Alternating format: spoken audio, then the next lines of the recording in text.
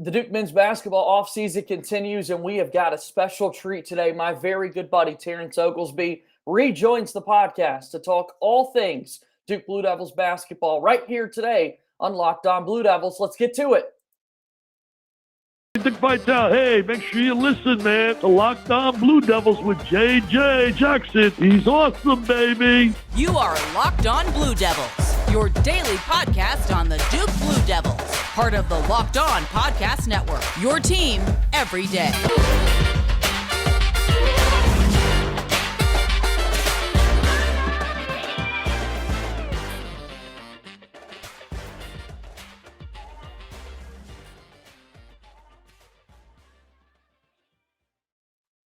Hello, everybody, and welcome into another edition of the Locked On Blue Devils podcast. My name is JJ Jackson, proud to be your host of the show. You can follow us on Twitter at LO_Blue Devils. I'm on Twitter at _JJ_Jackson_. You can get all your show updates there as we continue through this offseason for Duke Men's Hoops. We're navigating the start of the Jon Scheyer era, and boy, we've got some great content coming your way over the summer. On today's show, a very good friend of mine, Terrence Oglesby. He's a basketball analyst with the Field of 68 network. We've heard his stories before. The former Clemson Tigers standout who had many run-ins with the Duke Blue Devils throughout his playing career. T.O. is back with us. Terrence, the time is always greatly appreciated. What's going on, my man? Man, not a whole lot. I'm visiting some family. I'm trying to make sure that my headphones work okay for you, but I'm visiting some family in Sweden, and it's been nice because my wife is actually of Swedish descent. She's from a town just north of Gothenburg by about 45 minutes. And we haven't had the chance to really see family since the beginning of the pandemic. So it's been difficult, but it's good for her to be able to come back. So I get to come along for the journey for about a month. And then right back to it. A month of July, I'll be right back on the recruiting scene. I'm going to go to Adidas in Rock Hill the first week. I'm going to try to squeeze in an Under Armour tournament there too. And then make my way down to Peach Jam as well. So a busy July leading into in August where that's when you can start gearing up for the season, right? And there's a lot of movement right now. So it's really hard to pin down who's going to be really good right now because kids, I know there's a transfer deadline, JJ, but it doesn't really matter. If these guys still want to leave, they can leave pretty much whenever they want. It's not like the NCAA is going to do anything about it. So I think that's a big part too.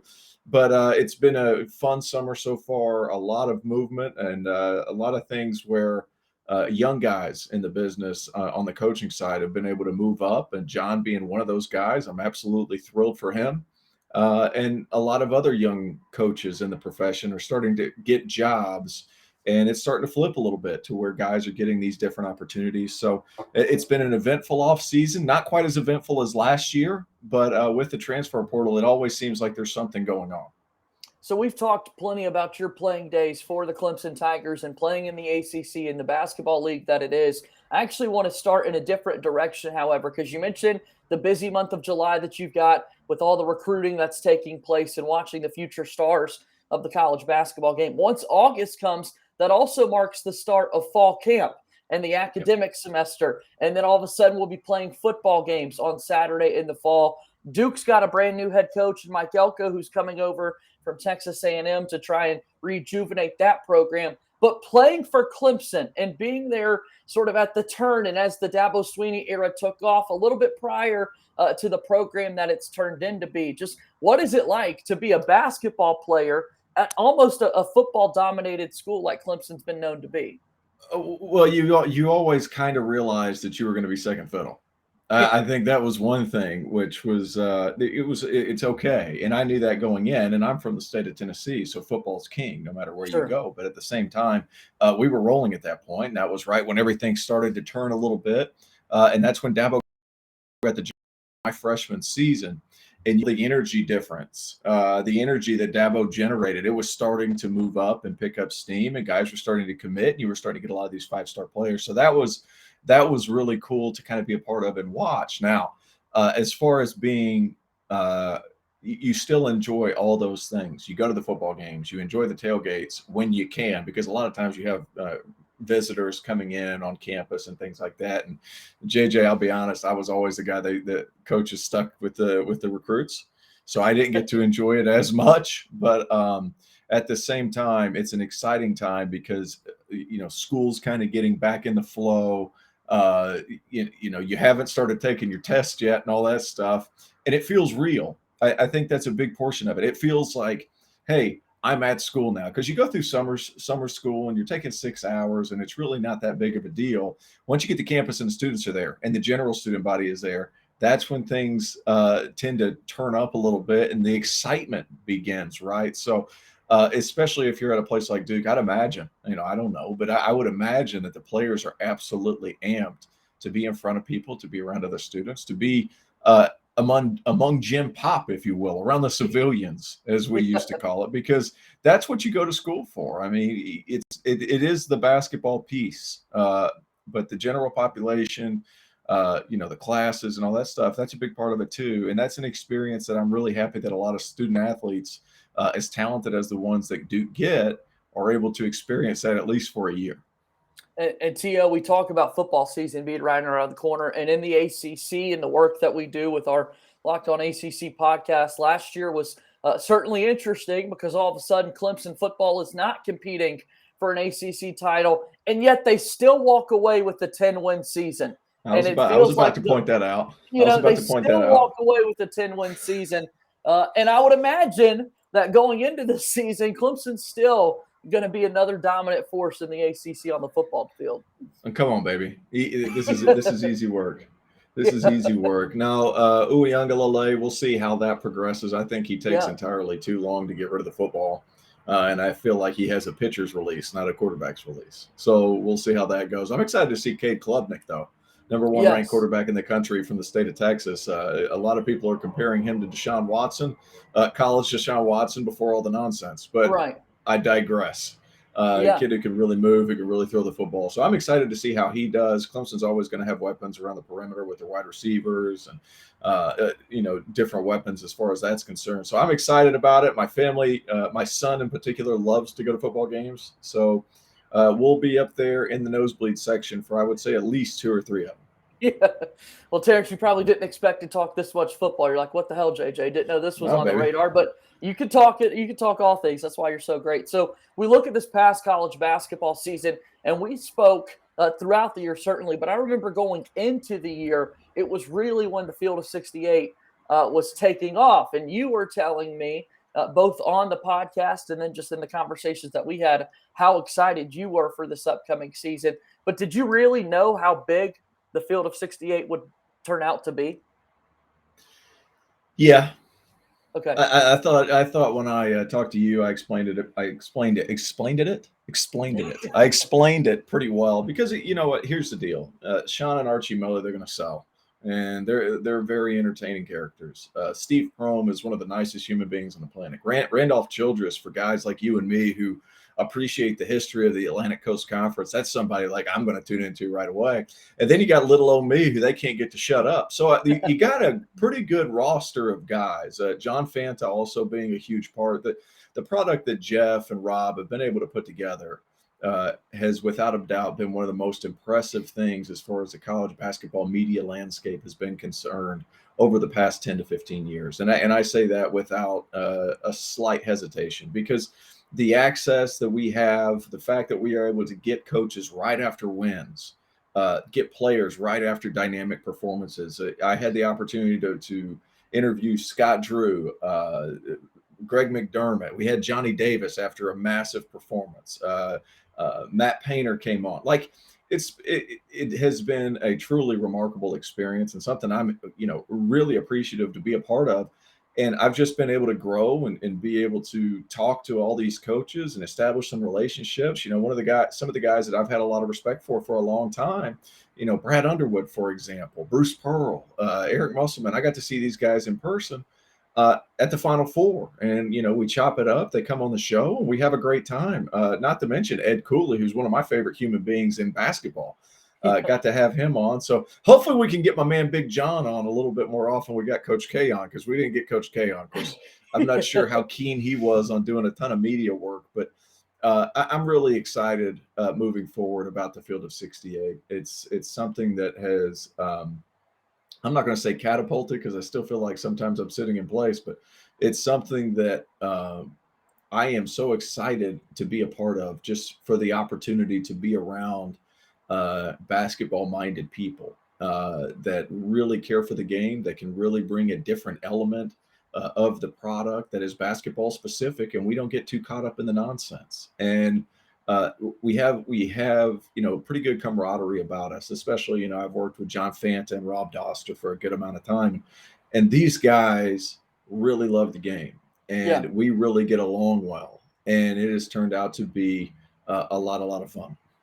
All right, here we are. We're talking about the Field of 68, and my guest, Terrence Oglesby, is always kind with this time, the former Clemson basketball player and now turned analyst and commentator in the media space. I want to talk a little bit about the Duke men's basketball team. We'll get to that. We'll take one quick break, and we'll do that coming up right here on Locked On Blue Devils. Our show today is brought to you by our friends over at BetOnline. BetOnline.net is your number one source for all your betting stats and sports information. Find all the latest sports developments, news, and odds, including this year's NBA Finals, the NHL Hockey Conference Finals, Major League Baseball, and, of course, all the latest fighting news from MMA and UFC to boxing. BetOnline is your continued source for all your sporting wagering information, including live betting, esports, and more. Head to the website today or use your mobile device to learn more about the trends in action. BetOnline, where the game starts.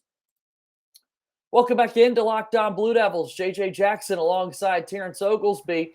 So, Terrence, I want to talk about the basketball side of things. I mentioned our conversations in the middle of the year where Duke stood at that time. At one point, Duke was the number one team in the land, had some struggles, ultimately walk away with the regular season title, lost the final game of the regular season in Cameron to North Carolina, lost the ACC tournament championship to Virginia Tech, and then they made the run all the way to the Final Four. What was the biggest difference that you saw from those first four games in the NCAA tournament from Duke this past season for them to ultimately get to the Final Four, while having in mind the pressure that these players must have felt, knowing that, hey, this is Coach K's last dance. They called it the last dance all season long, but once the tournament starts, that really is your last dance.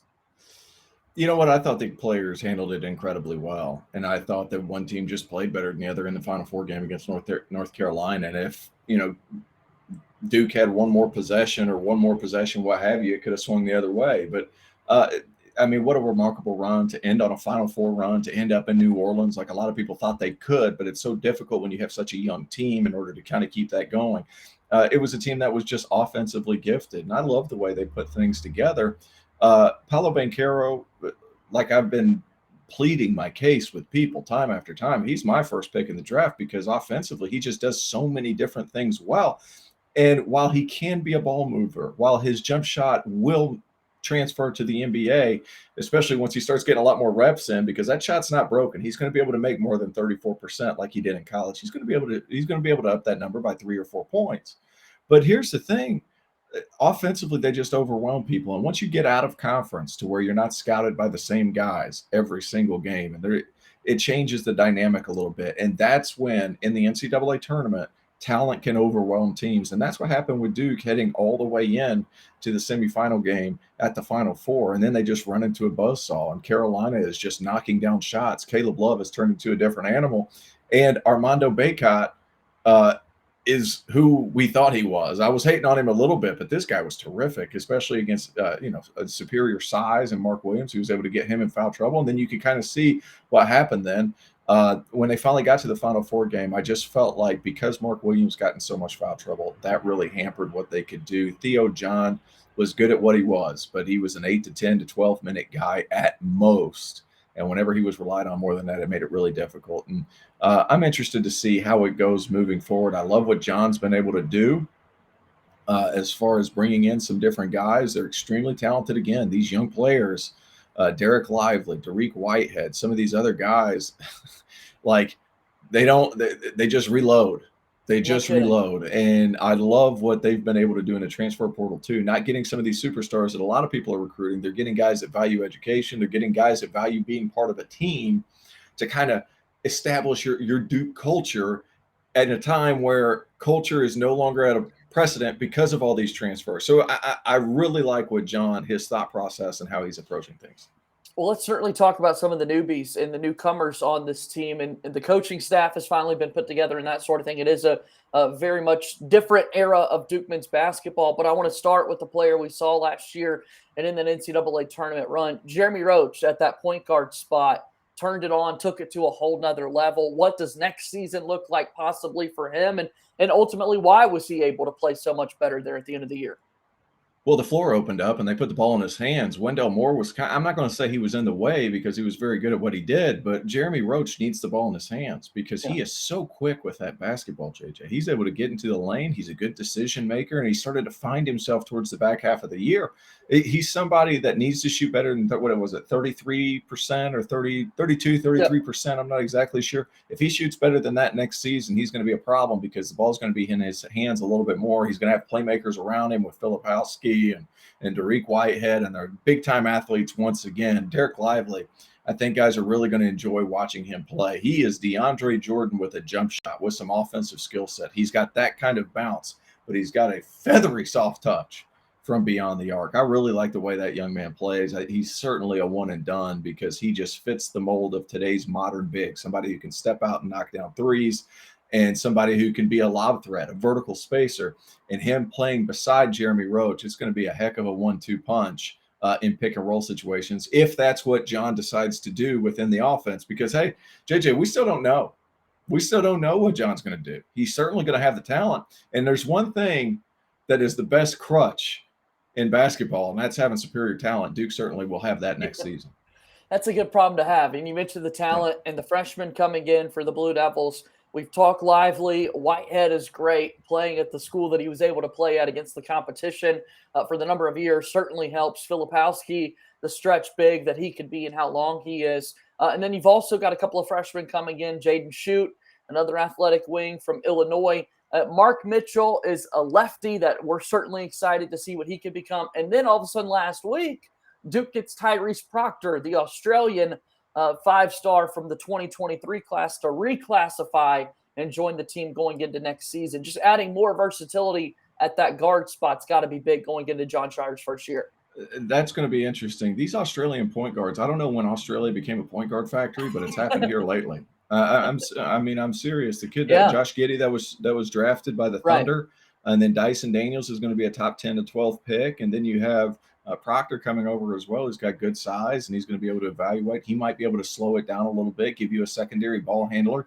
And these Australian guys, they played at a different pace, and I think it's going to be a nice change of pace from the super speedy Jeremy Roach to Proctor if he fits the bill of a typical Australian point guard. I'm not going to lie to you. I haven't watched a ton of Proctor film. I will, but I haven't gotten there yet. But this is going to be another super talented team. In Australia, that's a whole nother conversation. But when it comes to big point guards, 6'7", 6'8", how tall is Proctor? He's 6'6", I believe. Yeah, so I mean, he's another big point guard that can evaluate and see over the defense. Just another guy who's going to be able to bring that change of pace and play maybe a little bit slower than Jeremy Roach because everybody plays a little bit slower than Jeremy Roach. But I think it's going to be a nice yin to Roach's yang.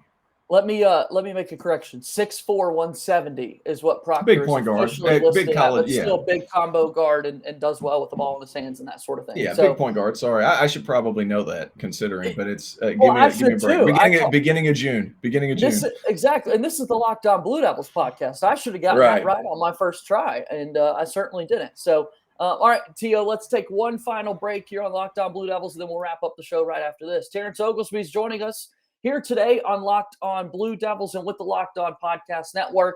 We have an important favor to ask you. We've put together a survey so we can learn more about listeners like you and make your favorite Locked On podcasts even better. This is your opportunity to tell us what you like and don't like about Locked On Podcasts. Go to lockedonpodcast.com/survey right now to get started. It won't take very long, and everyone that completes a survey can qualify for a chance to win one of 10 $100 Ticketmaster gift cards. It's so awesome. Go to lockedonpodcast.com/survey. Thanks for your help. All right, final few moments here of Locked On Blue Devils today. JJ Jackson alongside Terrence Oglesby. All right, so Tio, we look at the Duke team going into next season. Nolan Smith leaves the Brotherhood. He goes up to Louisville. still in the ACC, joining Kenny Payne's staff. And so now Jon Scheyer not only has to replace Nolan Smith, but he's got to replace himself too, because Coach K is no longer on his bench. His coaching staff comes together. He goes to Kentucky and takes away Jai Lucas over there, and Emil Jefferson's elevated to a coaching role. What did you think of his staff and the moves that he was able to make there? Well, first of all, I love Jay Lucas. I've known him. We graduated in the same high school class. He was always a real cerebral player. He's super likable. That's another thing. He's known as a superstar in the industry. He's going to be able to recruit Duke the same way that Duke's ever recruited. And I think Duke is still done for for the next two classes with the top players in the country, but he's going to be able to hold up that end of the bargain. He's good on the floor. He comes from a basketball pedigree. His dad, John Lucas, is one of the most respected individual trainers in the country, has worked with the Rockets. I used to fly down there during the summers whenever I was playing in Houston to work out with his dad. Oh, wow. And he's a guy who is born and bred a basketball guy. So I thought that was an excellent win. Emil Jefferson, I played against him, seemed like a Duke guy. I don't know him as well personally as I know some of the other Dukies, but it just kind of fits the bill. Mike Schrage, bringing a Schragi, whatever. Yeah, Schragi. I need to work on my syllables. Schragi. Yes. No, that was a good hire to bring in a former head coach to be on staff with you. You needed an older presence there with you to kind of not keep you in check, but at least somebody to lean on when it comes to making executive decisions. And then this hire of Rachel Baker is a really interesting one. I mentioned this on Twitter the other day. I think that's something that moving forward is going to be a big part of the plan, because now in college basketball, there's just so many moving parts. It's going to be impossible for head coaches to be able to deal with all this stuff on their own, JJ. And bringing her into the fold, who's super well connected. Now, I don't know her personally, but I've talked to people around the Duke program. He's somebody that is, or she's somebody that is super well connected. She's worked at Nike. She's worked in the NBA. She's going to help manage some of these ancillary factors around the game, to where Jon Scheyer is going to be, his hands are going to be cut loose to where he can work on basketball and building his team for the year and doing all the things that are basketball related. Now she's going to be managing all those other factors. And I think that's a good thing. And I think moving forward, you're going to see that happen a lot more in college athletics. Not to go the elitist direction that it can go from time to time, but it just does feel like under Coach K's vision and the Duke basketball brand and programming, they've always kind of been trailblazers and so forward thinking. Yeah. And you're mentioning Rachel Baker. I talked about it briefly on yesterday's show, but again, the general manager of Duke basketball, and people are, as you were just talking about, what does that mean? What is that going to look like? And I'm glad that you discussed it a little bit more. You talked about how in July, you personally are going to be at a lot of these basketball camps and just big tournaments and events. And at Nike, to our understanding, Rachel Baker was the one kind of pulling the strings and making the magic happen, so to speak. And now she's representing Duke with all those connections.